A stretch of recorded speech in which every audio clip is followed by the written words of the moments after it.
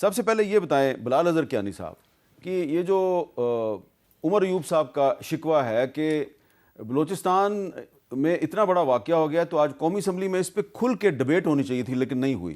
جی بسم اللہ الرحمن الرحیم. حامد میر صاحب بہت شکریہ جی اپنے شو میں دعوت دینے کا. دیکھیے سب سے پہلے تو یہ جو ثانیہ ہوا ہے جی یہ ثانیہ ہے, ثانیہ سے کم نہیں ہے اور ایک دہشت گرد حملہ ہے, دہشت گردوں نے کیا ہے, اس میں کسی قسم کا ابہام نہیں ہونا چاہیے. اور میں داد دیتا ہوں جی اپنی سیکیورٹی فورسز کو جنہوں نے آج یہ آپریشن کیا ہے جو آخری اطلاعات کے مطابق یہ آخری مراحل میں ہے اور مہارت کے ساتھ احتیاط کے ساتھ یہ انشور کیا گیا ہے کہ جانی نقصان منیمائز ہو. بدقسمتی سے جو پہلے سے دہشت گردوں نے کچھ لوگ تشدد کا جنہوں نے ان کو نشانہ بنایا, کچھ لوگوں کے شہید ہونے کی اطلاع ہے مگر مزید تفصیلات سامنے آئیں گی. مگر یقیناً جی ایک افسوسناک دن ہے, جتنی مذمت کی جائے کم ہے اور ہماری دعائیں ان سب خاندانوں کے ساتھ ہیں جو اس سے متاثر ہوئے ہیں. جی میر صاحب جہاں تک بات ہے آج کے اسمبلی کی سیشن کی, دیکھیے یہ ہمیشہ ایک مجھے افسوس ہوتا ہے جب اس طرح کے سنجیدہ معاملات پر اس طرح سیاست کی جاتی ہے. کسی نے بھی عمر ایوب صاحب کو یہ نہیں کہا کہ آپ اس پہ بات نہ کریں.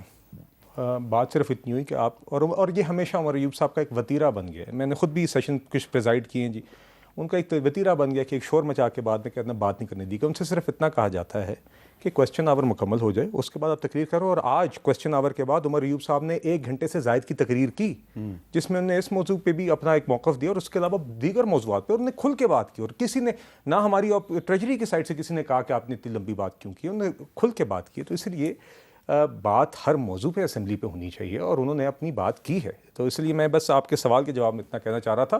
بس گزارش یہ ہوتی ہے کہ جو باقی اسمبلی کا بھی بزنس ہے, جب ہم کہتے ہیں کہ اسمبلی کا بزنس ہو تو اس ٹائم پہ آپ نعرے مارتے ہیں, صدر کی تقریر ہو تو آپ نعرے مارتے ہیں, کتابیں مارتے ہیں. یہ نہ کریں, آپ کو بات کرنے کا بھی موقع ملے گا مگر اسمبلی کے بزنس کو سنجیدگی سے چلنے دیں تاکہ سارے اہم قومی موضوعات کے اوپر بات چیت ہو سکے. عادل بازئی صاحب آپ بھی قومی اسمبلی کے ممبر ہیں, تو آپ کا کیا خیال ہے کہ عمر ایوب صاحب نے جو بات کہی ہے, اگر فرض کریں صرف اگر بلوچستان پہ آج بحث کی جاتی تو ظاہر ہے اس میں آپ بھی بولتے, اس کا کیا امپیکٹ پڑتا بلوچستان کے حالات پہ؟ ایک تو میں سب سے پہلے یہ بتانا چاہتا ہوں کہ 1 مہینے سے زیادہ ہو گیا ہمیں بات کرنے نہیں دے رہے, ہمیں سپیچ کرنے نہیں دے رہے. اگر ہم سپیچ کا جب موقع ملتا ہے تو ہم احتجاج ریکارڈ کر رہے ہیں, ہم اپنے داستان بیان کریں, ہمیں رونے دھونے کا جگہ ہی نہیں ملتا. یہ ایک واحد جگہ جو ہے آئینی اسمبلی ہے.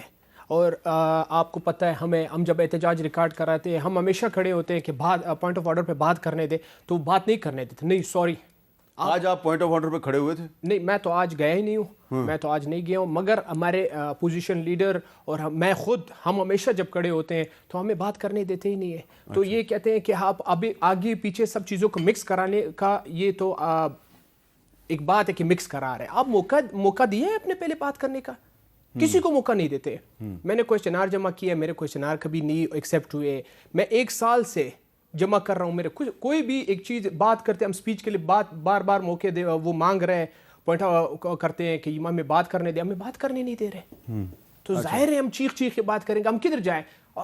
جتنا ظلم ہمارے ساتھ ہو رہا ہے آپ یقین کریں پاکستان کیا دنیا کے تاریخ میں اس طرح نہیں ہوا ہے. اچھا, اب امان اللہ کرنانی صاحب آپ ماہر قانون ہیں تو شاید آپ نے آج چیف منسٹر بلوچستان سرفراز بگٹی صاحب سنی ہوگی, لیکن ایک ذرا کلپ میں آپ کو سنوانا چاہتا ہوں, ذرا سنیں. 100 مرتبہ یہ آفر کی ہے کہ کوئی بھی کانفلکٹ ڈائیلاگ سے ریزالو ہوتا ہے تو نہ صرف حکومت بلکہ ریاست پاکستان اس ڈائیلاگ کے لیے تیار ہے. بی ایل اے بندوق کے زور پر اپنا نظریہ مسلط کرنا چاہتی ہے تو کیا ہم وائلنس کی اجازت دے دیں؟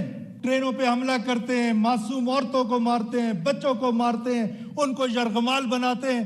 جو بھی وائلنس کرے گا, جو ریاست پاکستان کو توڑنے کی بات کرے گا, بندوق اٹھائے گا, ریاست مکمل طور پر ان کا کلا کما کرے گی. اور انہوں نے یہ بھی کہا تھا کہ ہم مذاکرات کے لیے تیار ہیں لیکن بندوق کے زور پر اگر کوئی اپنا نظریہ مسلط کرنے کی کوشش کرے گا تو اس کی اجازت نہیں دیں گے. تو امان اللہ کرنانی صاحب یہ بگٹی صاحب نے آج کہا ہے کہ ہم تو بات چیت کرنا چاہتے ہیں لیکن وہ ہمارے سے بات چیت نہیں کرنا چاہتے. تو آپ کے خیال میں پھر مسئلہ حل کیسے ہوگا؟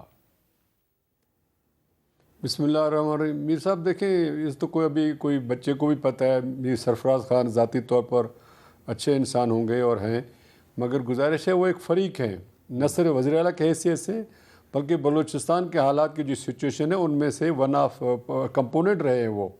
اور آپ کو یاد ہوگا کہ یہ جو حالات ہیں بلکہ نارمل حالات تھے 2005 تک.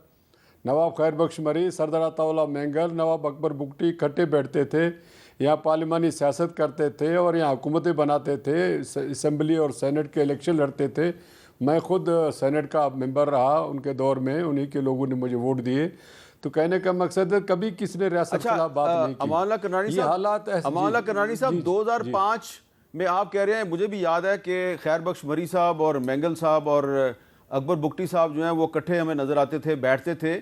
2005 میں یہ تینوں جو ہیں یہ اکٹھے نظر آتے تھے.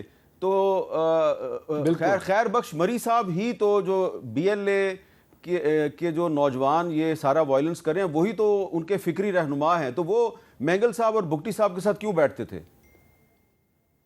سر وہ اس لیے کہ وہ ملک میں وفاقی حکومت، وفاقی نظام چاہتے تھے. وہ اپنے صوبے کے لیے خود مختاری چاہتے تھے. وہ اپنے ساحل وسائل پر دسترس چاہتے تھے. وہ اپنے بلوچ قومی شناخت کا دفاع کرنا چاہتے تھے اور اس کے لیے باقاعدہ پلاننگ کرتے تھے. اور یہ تینوں کے جو بات کی وہ تصویر 28 فروری 1997 کی ہے.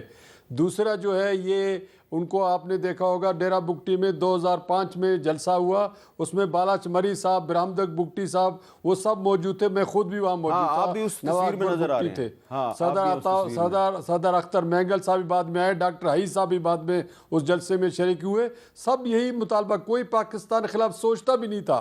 یہ سب کچھ جو ہوا ہے 26 اگست 2006 میں جب نواب اکبر خان بگٹی کو شہید کیا گیا، اور اس کے بعد وہ جو چنگاری ہے جس کو کہتے تھے یہ تحصیل کا مسئلہ ہے اور ہم اس کو جو ہے 2 مہینے میں حل کریں گے. آج 20 سال ہو گئے اس مسئلے کا حل کیا اور مسئلہ خراب سے خراب تر ہوتا گیا. اور اس سلسلے میں ہم نے سینٹ میں یہ بات کی، یہ میں ڈیٹ بھی مجھے یاد ہے، فروری 2006 کی بات ہے. ہم نے کہا بلوچستان کے حالات خراب ہو رہے ہیں، اگر آج آپ نے ان کو ٹھیک نہیں کیا کل آپ سے کوئی بات بھی نہیں کرے گا. اور نواب بگٹی، خیر بخش مری، سردار عطا اللہ مینگل بھی ایرلیونٹ ہو جائیں گے، ہمیں کوئی پہچانے گا بھی نہیں. اور آپ در و دیواروں سے باتیں کریں گے، لوگ آپ سے بات نہیں کریں گے. آج 20 سال کے بعد ہم دیکھ رہے ہیں وہی باتیں جو ہے سچ ثابت ہوئی ہیں. اگرچہ آگے یہ تینوں ہمارے رہنما موجود نہیں ہیں، مگر آج کے حالات میں اگر وہ ہوتے اس صورتحال میں وہ بھی کچھ نہیں کر پاتے. کرنانی صاحب اگر آپ برا نہ منائیں تو وہ مشرف صاحب کو اگر ہم ذمہ دار قرار دیں کہ انہوں نے اکبر بگٹی صاحب کے خلاف آپریشن کیا، تو نہ تو مشرف صاحب دنیا میں ہیں نہ بگٹی صاحب دنیا میں، تو ہم کس کے پاس جائیں گے؟ تھوڑی سی آج کی جو صورتحال ہے اس پہ گفتگو کو آگے بڑھاتے ہیں.